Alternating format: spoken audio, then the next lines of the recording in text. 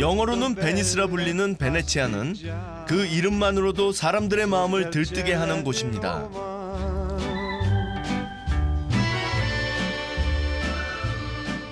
이탈리아 북동부에 위치한 이 도시는 120여 개의 섬과 그 섬들을 연결하는 150여 개의 운하로 이루어져 있습니다.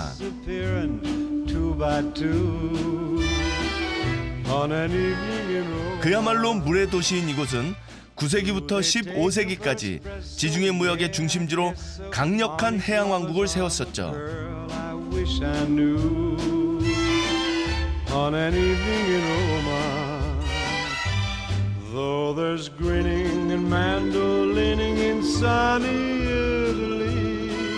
도시를 관통하는 S자형의 대운하를 따라가다 보면 이곳 정치, 종교, 문화의 중심지에 이릅니다.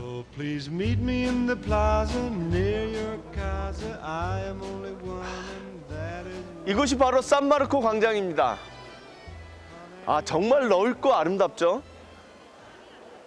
베네치아를 멸망시키고 정복했던 나폴레옹이 이곳을 일컬어서 유럽에서 가장 아름다운 응접실이다. 그렇게 표현할 만한 곳입니다. 베네치아는 인류 역사상 가장 유명한 상인의 나라거든요. 여기는 귀족이 곧 상인이니까요. 그들이 가졌던 부와 누렸던 권력, 이 모든 것들이 바로 여기에 있습니다. 베네치아의 영혼이라 불리는 산마르코 대성당입니다.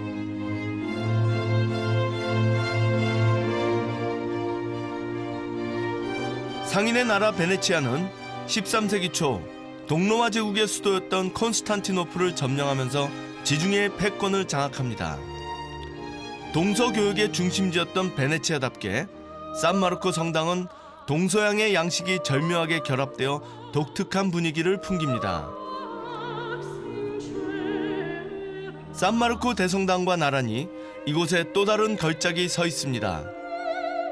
이 웅장한 건물은 베네치아 권력의 중심이라 할 수 있는 곳입니다. 이곳이 바로 두칼레 궁전입니다.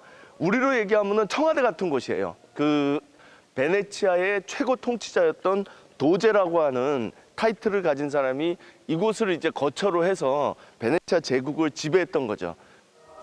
정말 멋진 계단인데요. 이 호화로운 황금의 계단은 궁전의 핵심부로 가는 통로입니다. 진짜 감동스럽네요.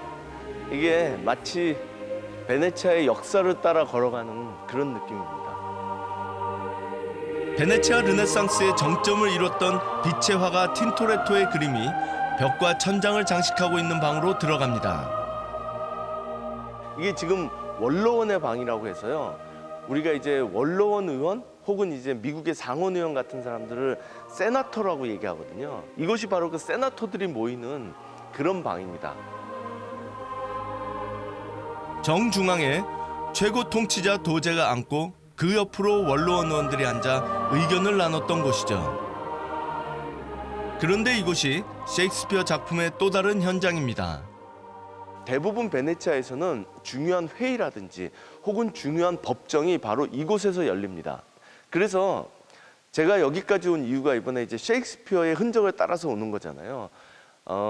베니스의 상인에 나오는 이 샤일록과 안토니오의 그 중요한 재판, 살점을 어떻게 떼어갈 것이냐라는 그 재판도 이런 곳에서 열리는 겁니다.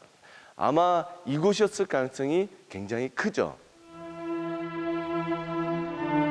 베니스의 상인에서 안토니오는 친구의 결혼 자금을 마련해주기 위해 유대인 고리대금업자 샤일록에게 돈을 빌립니다.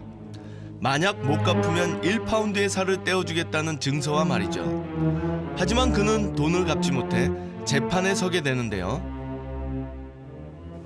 샤일록은 안토니오로부터 반드시 살 1파운드를 받아내야겠다는 입장이었는데요. 그때 재판관 역할을 맡게 되는 안토니오의 친구의 부인이었던 포르치아는 끊임없이 자비를 베풀어 달라고 얘기를 합니다.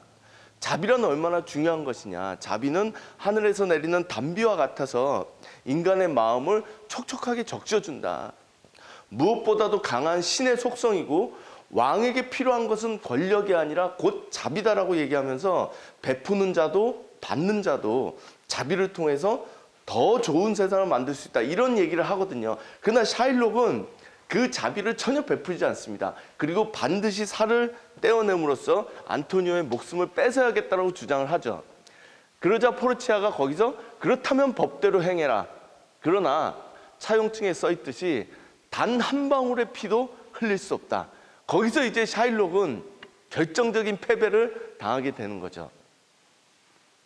셰익스피어는 베니스의 상인을 통해서 결국은 인간에게 있어서 제일 중요한 본성인 자비에 대해서 강하게 주장하고 있었던 겁니다.